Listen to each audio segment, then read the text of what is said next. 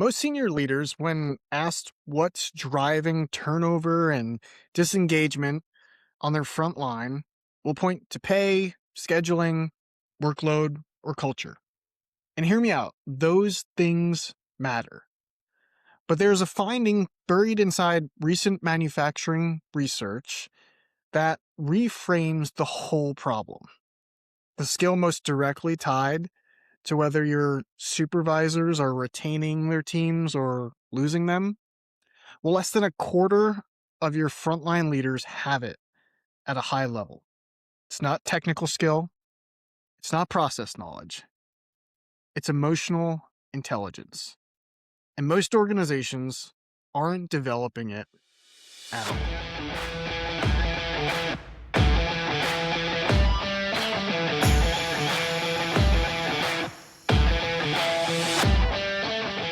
Well, welcome back to the Frontline Leadership Podcast, where we help frontline leaders become professional leaders that transform their business bottom lines in the process.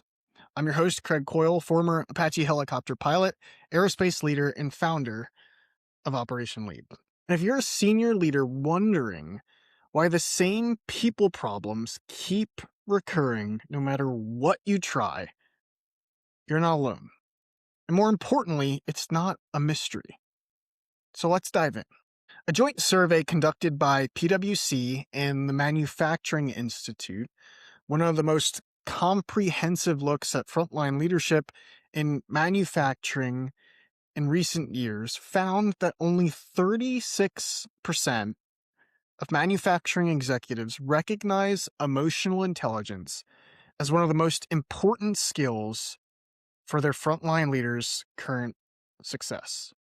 And only 22% rate their current frontline leaders as advanced or expert in it. Read that again. Less than a quarter.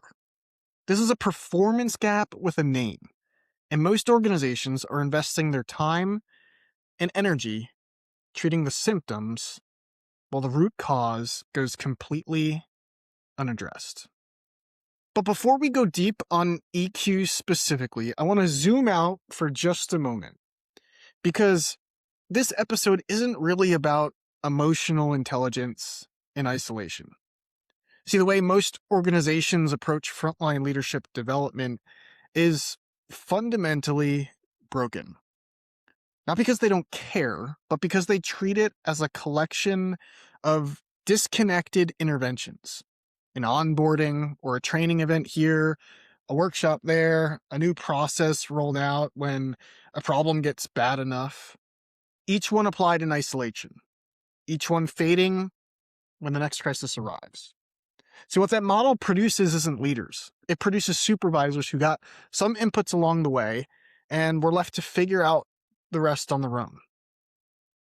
The Lead Like a Pilot framework exists to replace that model entirely. It's a system built around developing the whole leader continuously, over time, deliberately embedded within your operation. Not a single skill, not a one-time event, a deliberate infrastructure that compounds. And EQ is one critical component of that system.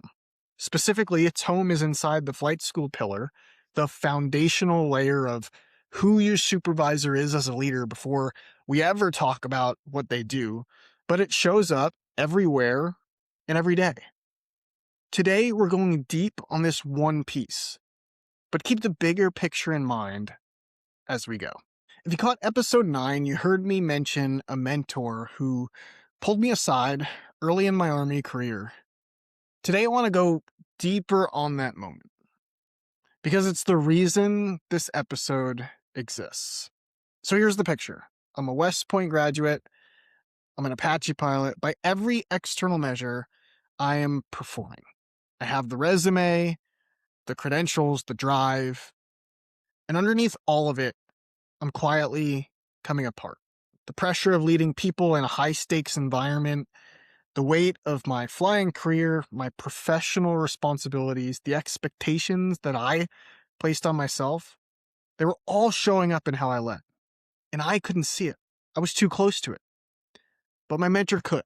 He'd been watching me, and one day he pulled me aside and he held up a mirror. He didn't question my credentials, but he named what he saw directly, clearly, without softening it. The way I was carrying that weight was affecting my people and my performance.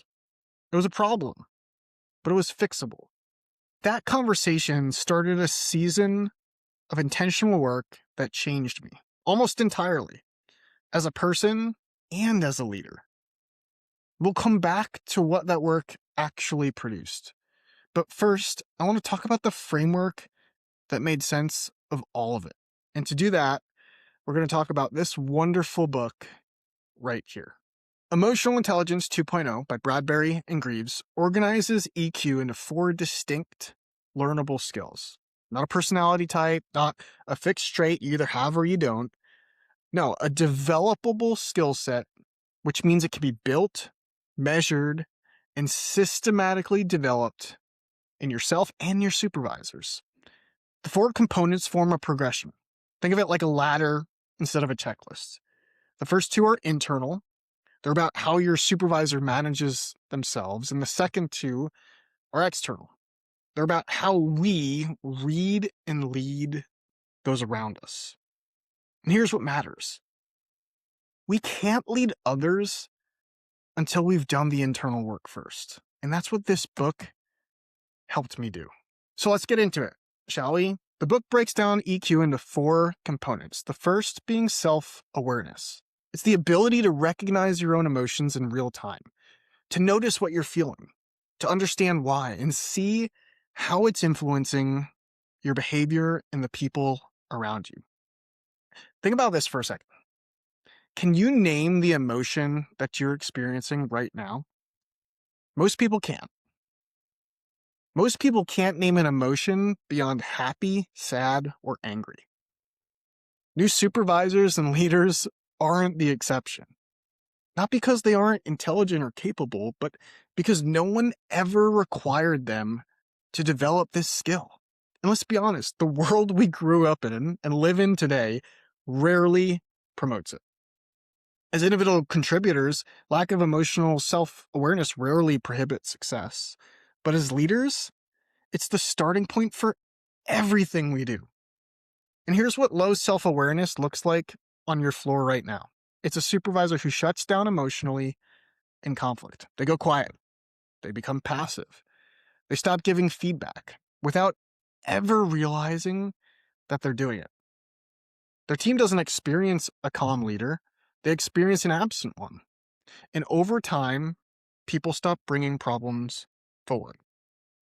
Not because the relationship's broken.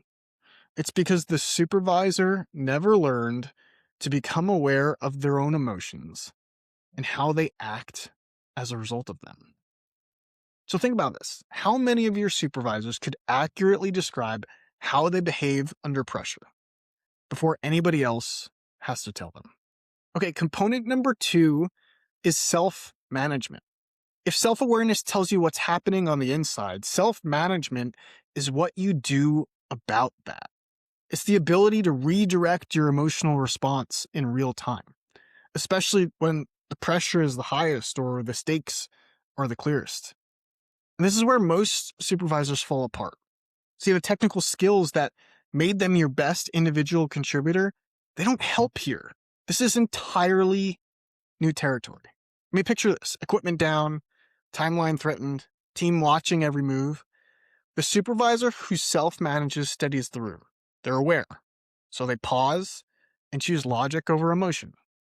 They communicate clearly, prioritize decisively, keep the team focused on what matters.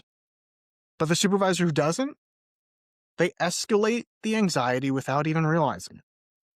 And the team reads their leader's emotional state and reflects it, responding accordingly. Every single time. One version of that scenario builds trust, and the other erodes it. Slowly, quietly, invisibly. What does your operation currently look like? Are supervisors leading with anxiety? Are they promoting anxiety unknowingly? Or are they effectively managing their emotions and the actions that they take as a result. Now we shift from internally to externally with component number 3, which is social awareness. We're moving to the outside.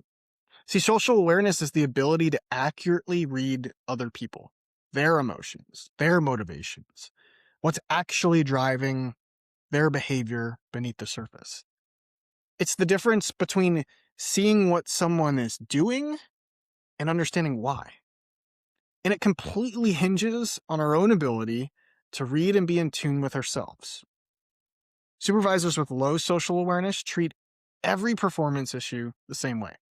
They respond to the behavior that they can see, and they miss the driver underneath entirely. And here's what that costs. A high performer might start showing up late. Maybe they go quiet in team meetings or starts doing the minimum. A supervisor with low social awareness reads that as attitude.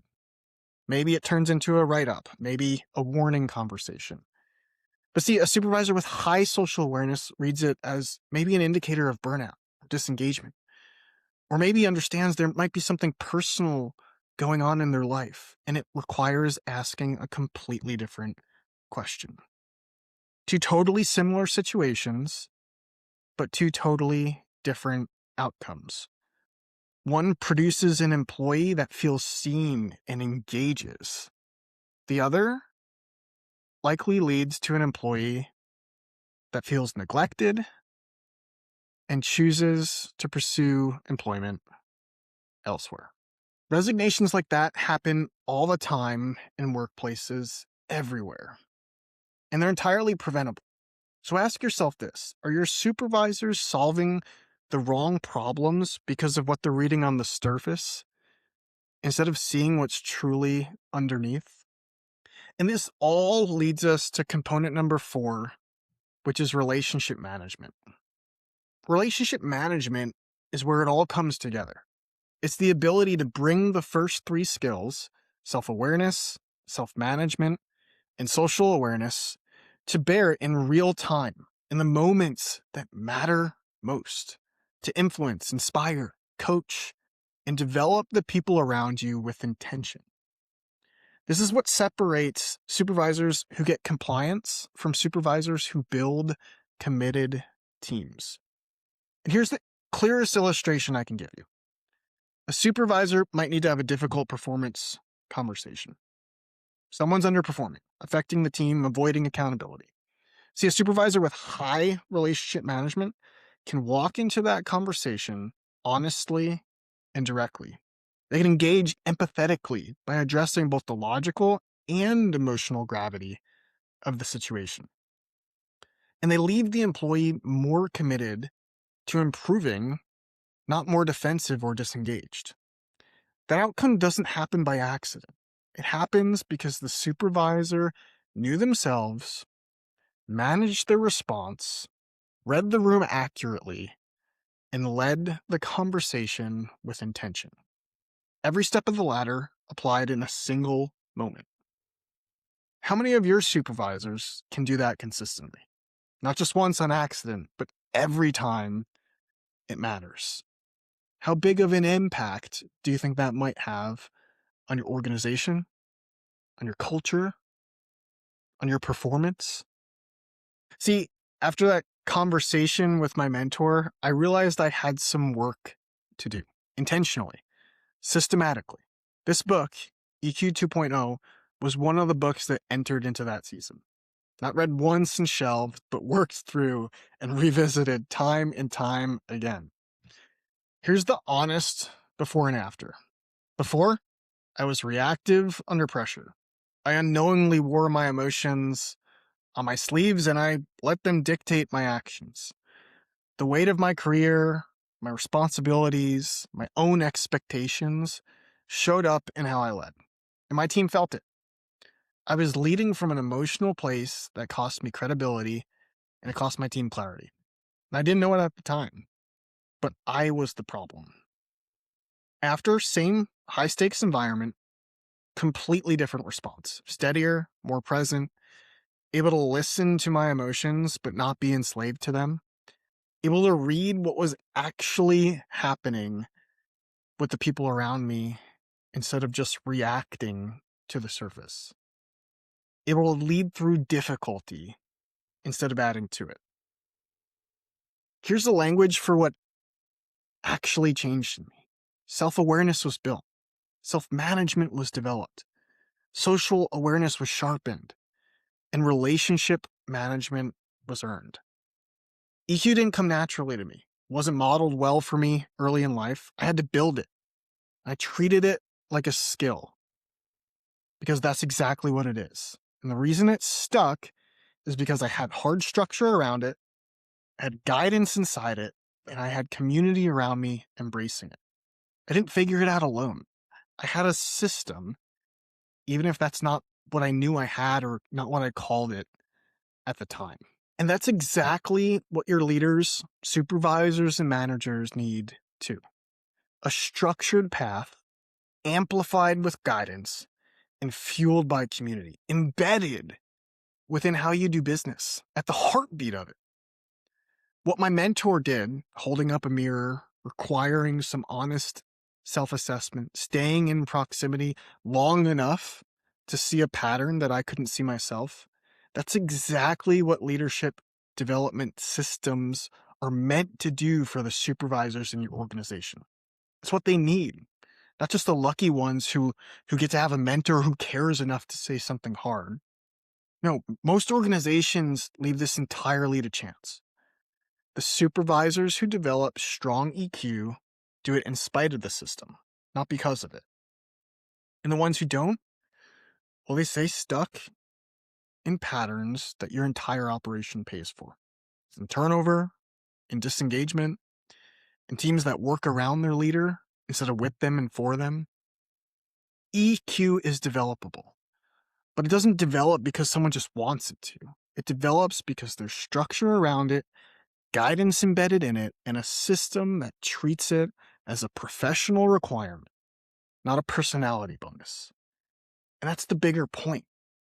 The question was never just whether your supervisors have EQ.